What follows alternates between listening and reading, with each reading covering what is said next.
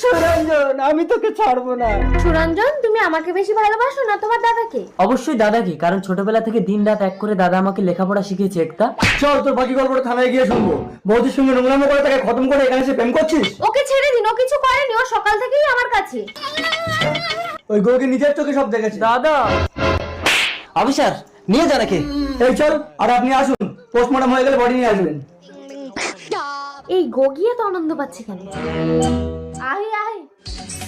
এই গগি, তোর জন্য আমি প্লাস্টিক সার্জারি করে সুরঞ্জনের রূপ নিয়ে ওর বৌদিকে মারলাম, ওকে ফাঁসির মঞ্চে তুললাম। এবার তুই আমার বাচ্চা পেটে নিয়ে ওর দাদাকে বিয়ে করতে পারবি, আর আমি সুরঞ্জন হয়ে একতাকে বিয়ে করে ওই ঘরে তোর সাথে রাত কাটাবো।